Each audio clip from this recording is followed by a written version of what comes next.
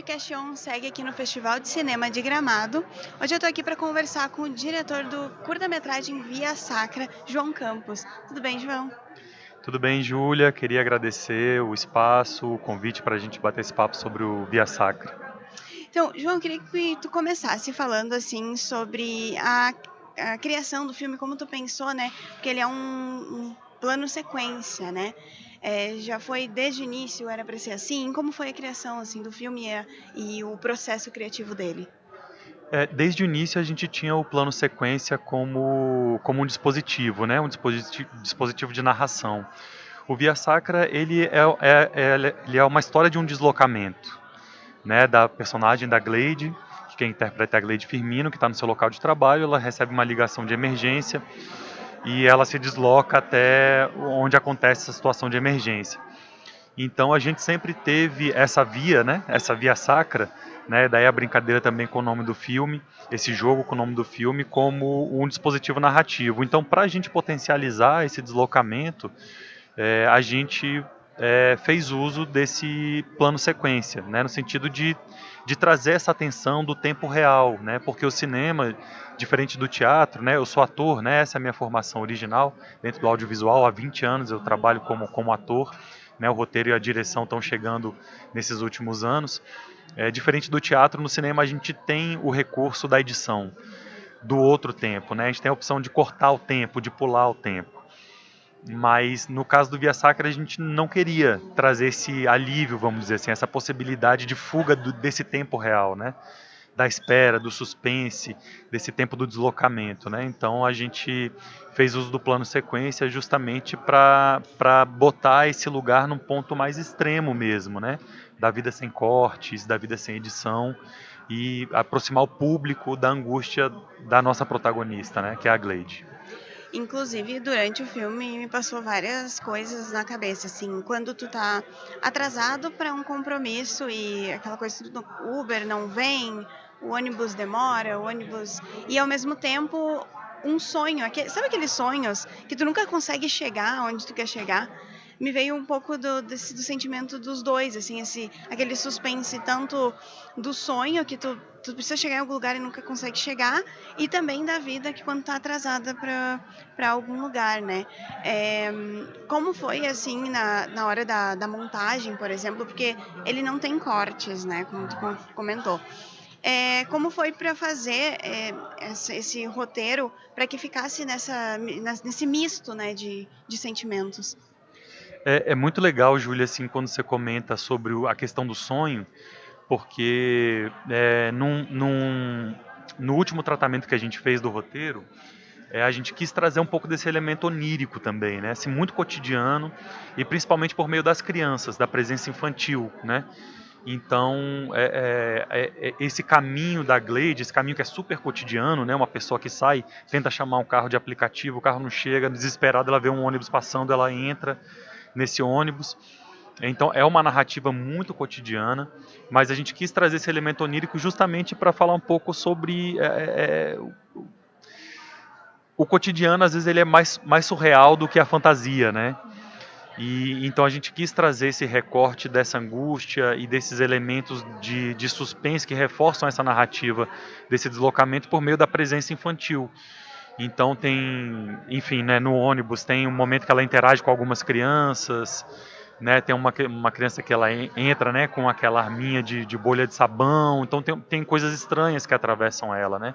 Tem os elementos da arte, a gente colocou alguns corações espalhados ao longo do caminho, não sei se fica registrado também.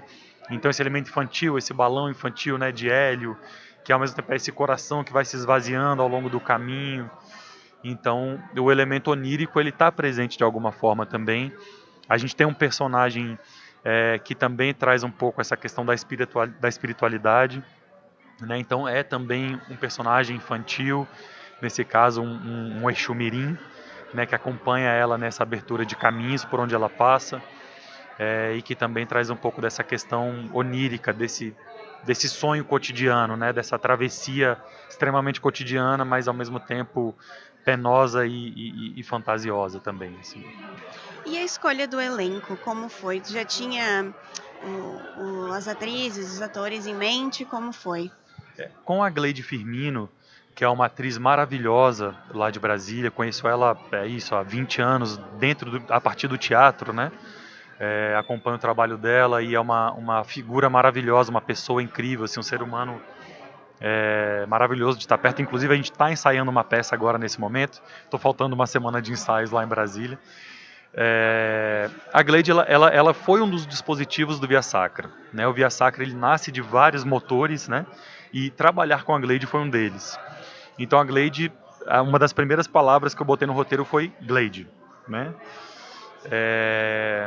Então é isso, a Gleide é uma atriz de uma potência gigantesca, que está mais que comprovada e admirada dentro do teatro brasiliense, e no audiovisual ela vem ganhando muita força, né? Então, inclusive eu torço para que o Via Sacra seja mais um passo para que ela desponte, né, dentro do audiovisual, porque ela é um talento que precisa muito ser mais conhecido, assim, né, principalmente dentro do audiovisual. Então a gente ficou muito feliz que ela topou logo de cara, foi super parceira. Então é isso, a Gleide sempre esteve. E o restante do elenco, a Fabi Girl, que ela é uma big girl, na verdade, que faz a Marta. Enfim, são todos amigos e pessoas próximas que a gente sempre teve vontade de trabalhar também. O Adson Júnior, que faz o Gil, a Mariane Marinho, que faz a Verônica, são todos amigos. Tem uma curiosidade aí que são todos capoeiristas, né? Eu sou capoeirista, assim como a Ana, que está sentadinha ali, que já já eu vou te apresentar, que é a produtora do filme. É uma equipe que tem muitos capoeiristas, né? O diretor de fotografia é capoeirista, a diretora de arte é capoeirista. E a gente confiou muito porque tinha que ter muita capoeira no corpo para fazer aquela maratona do plano sequência. Então são amigos talentosos, né? E a gente ficou muito feliz que todos toparam. Eu faço uma pequena participação no início do filme. A princípio não estaria prevista, mas por uma questão de ajustes de produção eu acabei fazendo o Pedro. E a revelação maravilhosa que é o Cauã Caiodê, que foi o nosso ator mirim, que a gente ficou muito feliz também de ter ele com a gente. E agora, para quem não gosta de spoiler e não assistiu o curta ainda, né? Eu sugiro para pausar o vídeo e dar uma puladinha um pouco para frente. Mas eu queria falar um pouquinho sobre uma questão que está muito em alta agora, que é o plot twist, né? Que é a reviravolta, que a gente tem no final uma reviravolta bem grande, né? A gente fica o filme inteiro acreditando que ela tá ali para encontrar o filho machucado, ou que alguma coisa muito grave aconteceu, e aí a gente chega e, na verdade, é o filho nascendo, né? E aí, além dessa questão da reviravolta, eu queria que tu falasse um pouquinho sobre o contexto familiar ali, que até eu e meus colegas a gente conversou, que eu vi como um casal sáfico, meu colega viu como um trisal, né? Mas fica o final enigmático, ficou propositalmente para a interpretação de cada um? Sim, bom, primeiro é isso, né? Pra gente, um outro dispositivo narrativo que a gente sempre quis trabalhar foi diferentes desfechos para as mesmas histórias, né? Isso era uma coisa que estava sempre desde o início no Via Sacra, né? A gente está acostumado, é isso, a gente vive num país extremamente racista, né? De uma polícia extremamente racista. E para nós, para mim mesmo enquanto homem branco, enquanto cineasta branco, entendo que é um compromisso também falar sobre temas urgentes para a nossa sociedade, com cuidado, com responsabilidade, né? A gente tem uma equipe extremamente diversa, inclusive com muitos profissionais negros e negras em posições de chefia, os 2 diretores de arte, a direção de fotografia, a equipe de som, né? O elenco majoritariamente negro. Então é isso, né? A gente está acostumado, né? Inclusive é isso, né? A gente é levado, a gente trabalhou para conduzir, para poxa, meu Deus, mais uma história de violência, né? Mais uma história de violência, mais uma história de morte, e é uma história de vida, né? A gente queria muito trabalhar nesse sentido. E dentro das camadas que a gente queria apresentar, nos interessa muito, para mim, principalmente também a partir da minha própria perspectiva sexual e afetiva, né, que busco vivenciá-la de uma forma diversa e livre. Nos interessava muito trazer um outro recorte de configuração familiar. Eu acho que não gosto muito dessa palavra, de configuração afetiva, sexual, familiar também, por que não, né? Então, essa imagem do final, onde a gente entende que são duas mulheres que estão tendo esse filho, mas que existe uma presença também de um homem masculino ali e que fica aberto, né? Quem é essa figura, né? É um amigo, é um trisal, é um amigo que é o pai da criança. Para a gente interessava deixar em aberto para que as pessoas montassem a sua configuração a partir da sua vivência, ou que se não conseguissem montar, estranhassem, falassem, meu Deus, o que é isso? E levassem essa informação para casa. Então é isso, mais do que definir esses papéis, para a gente interessava abrir a possibilidade desse registro fora do que a gente costuma ver, contra-hegemônico, outras possibilidades de configuração afetiva, sexual, familiar. Para a gente interessava marcar isso, mas não necessariamente definir o que seria, né? João, eu queria agradecer a tua participação e parabenizar pelo filme. Realmente, acho que cumpriu exatamente tudo que tu falou. E eu particularmente adorei o filme. Parabéns. Que bom. Obrigado, Júlia.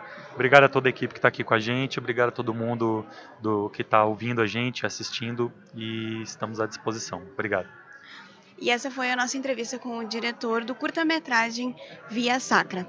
O podcast On segue aqui no Festival de Cinema de Gramado e a produção desse episódio é dos acadêmicos de jornalismo da Universidade Fevale, eu, Julia Klein, Lana Maldaner e Jackson Batista, com auxílio dos voluntários do Núcleo de Mídias Sonoras. A técnica é de Carlos Pereira e Rinaldo Silveira, com a orientação do professor Marcos Santuário. Até a próxima!